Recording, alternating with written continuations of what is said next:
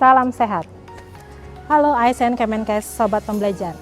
Sebagai seorang ASN Kemenkes, kita sering melaksanakan kegiatan-kegiatan prioritas untuk mendukung program-program kesehatan.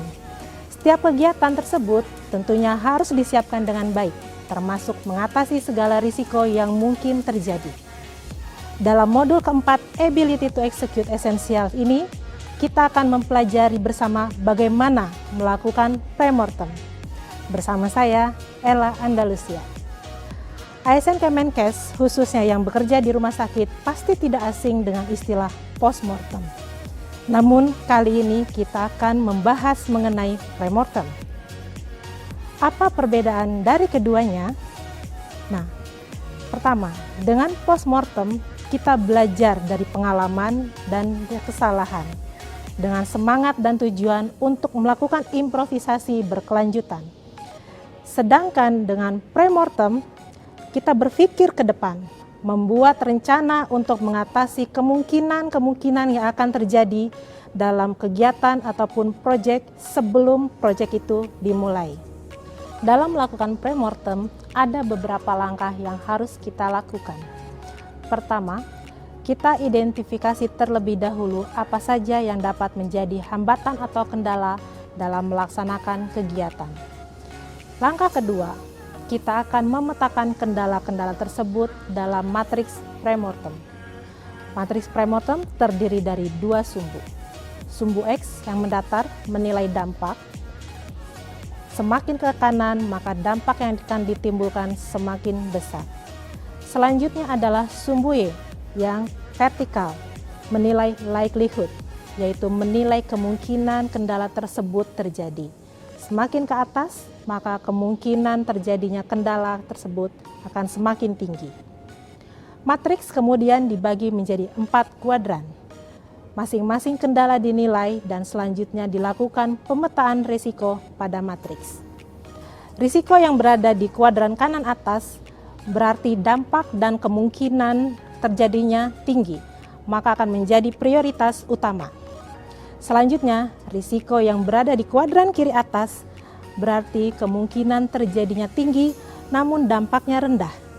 Maka kita tambahkan sebagai bagian dan rencana implementasi. Selanjutnya, risiko yang berada di kuadran kanan bawah berarti memiliki dampak tinggi namun kemungkinan terjadinya rendah. Maka kita amati tanda-tandanya dan susun rencana untuk kemungkinan terburuk.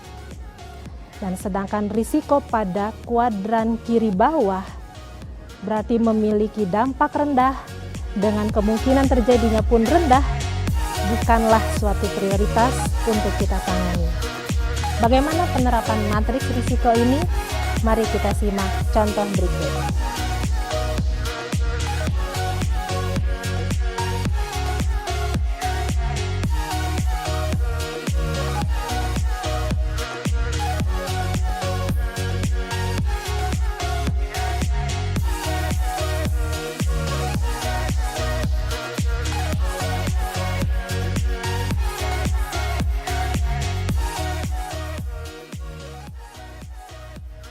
Nah, bagaimana?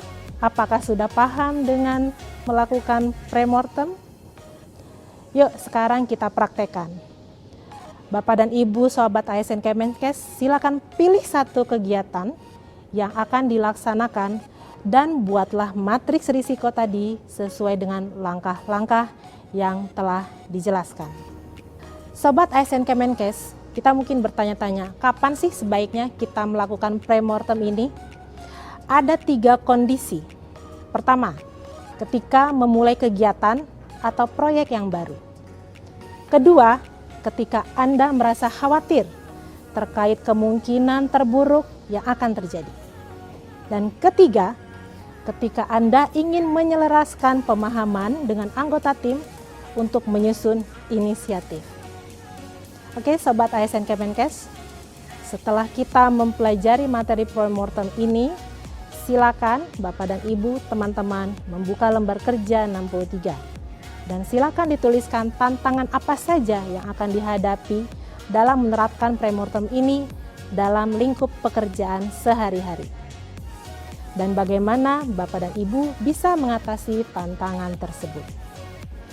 Mari kita sama-sama laksanakan premortem ini untuk kegiatan-kegiatan Kementerian Kesehatan yang lebih baik.